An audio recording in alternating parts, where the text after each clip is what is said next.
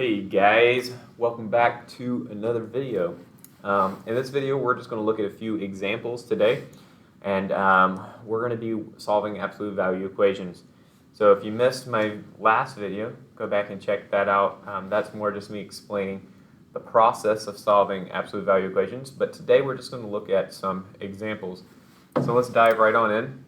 So for this number one, we're just going to go ahead and split our equation into two equations. Remember, anytime you take off those absolute value bars, we have to split it into two equations. So for this number one, we're going to have 3x. I'm trying to think best place to put this. I guess we'll just stick it right here. 3x plus 12 equals 0. And then our other equation would be 3x plus 12 equals negative 0, but negative 0 is just 0. So for this specific example, we only have one equation. Now, that's pretty rare. Most of the time when we take those absolute value bars off, we're going to have two equations.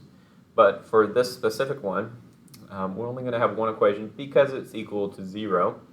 And then we can solve. So we can subtract the 12 to the right. So we'll have 3x equals negative 12. 0 minus 12 is negative 12. And then we can divide by 3. So x equals negative 4. X equals negative 4. All right, and that is our one and only answer for this problem. And so we can say we have a solution right here at negative 4. Okay. Let's look at a few more.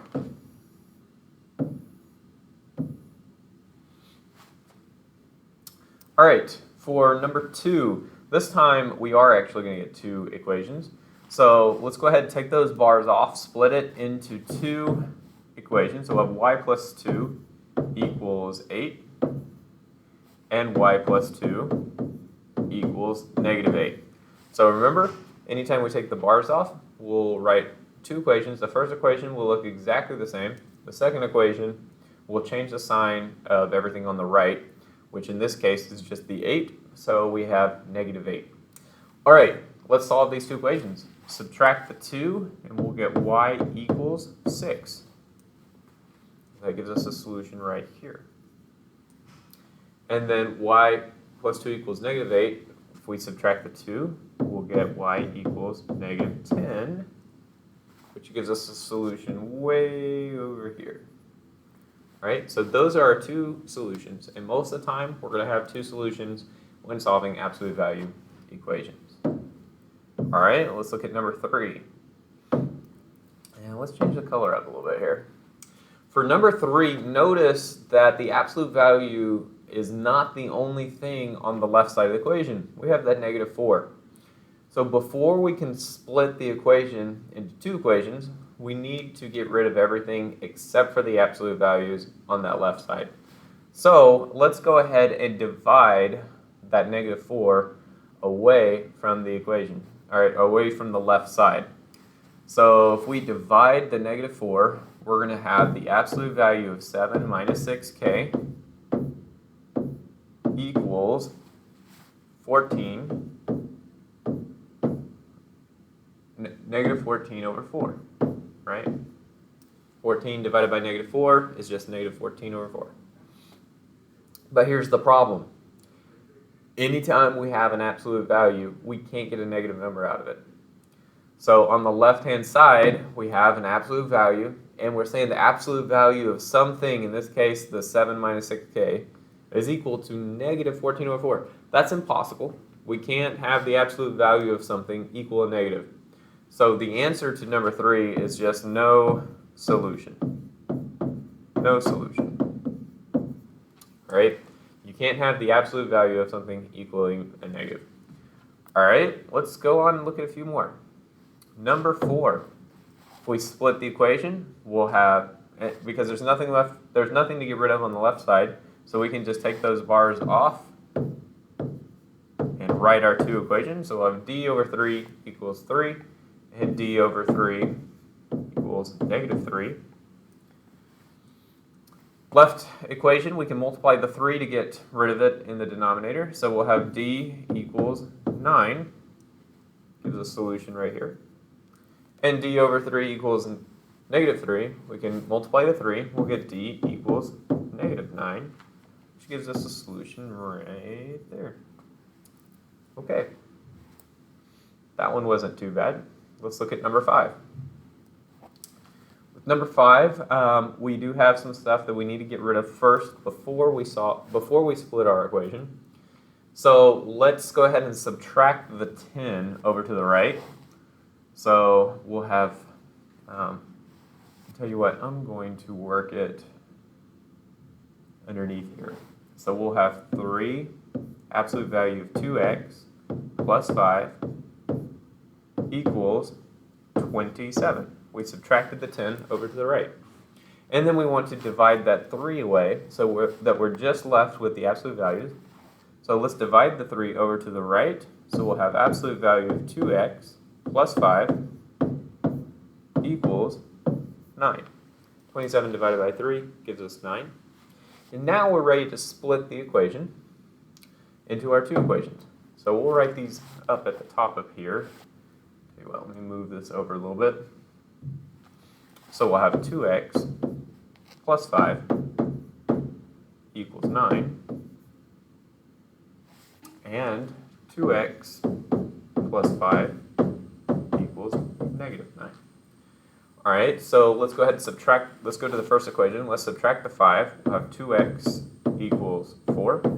Divide by 2. We'll have x equals 2. First solution's right here.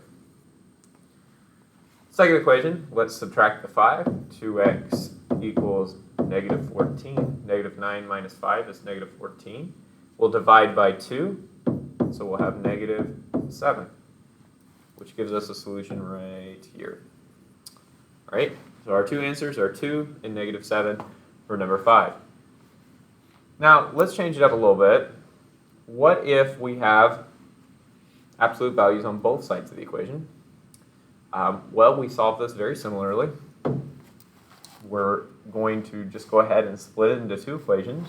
So our first equation will be, move this over just a little bit. Okay, that's not what I meant to do.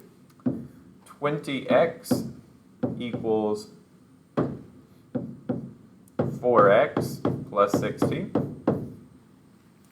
And then our other equation will be 20x equals negative 4x. We change the sign of everything on the right side when we write that second equation. Equals negative 16. Tell you what, we're not going to work number 7. So we'll just erase that one. And number 9. Give us a little more space here to work. So we'll just work 2 of these because these are pretty simple and straightforward. Okay, and then we just solve.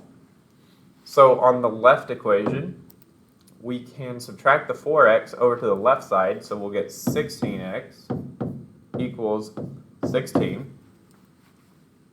And then we can divide the 16 to get it away from the x, and we'll be left with, I'm running out of room here, but we'll just write it right here, x will be equal to 1. 16 divided by 16 is 1. So there's our first answer, x equals 1.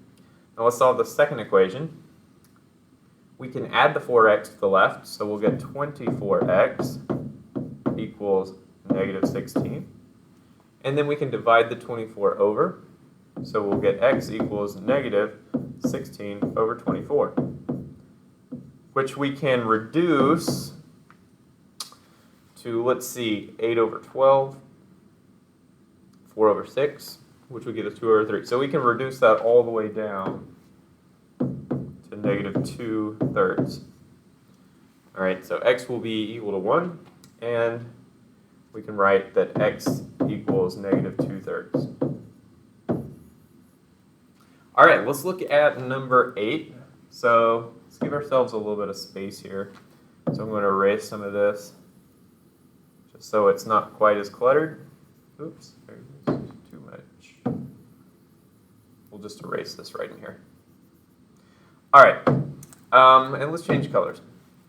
So for number 8, we're going to do kind of a similar thing. Let's go ahead and write our 2 equations. 4q plus 9 equals 2q minus 1. And then our second equation will be 4q plus 9. We leave the left-hand side alone, but then we change the signs of everything on the right, so we'll have negative 2q plus 1. And we can let's solve our left equation first. We can take the 2q, subtract it to the left, and we'll get 2q. And we can take that 9 and subtract it to the right to get negative 10. Then divide by 2, and we'll get negative 5. There's our first answer. Doing the same thing on the right side. Let's take that negative 2q, add it to the left, so we'll get 6q on the left. Take that positive 9 on the left, subtract it to the right.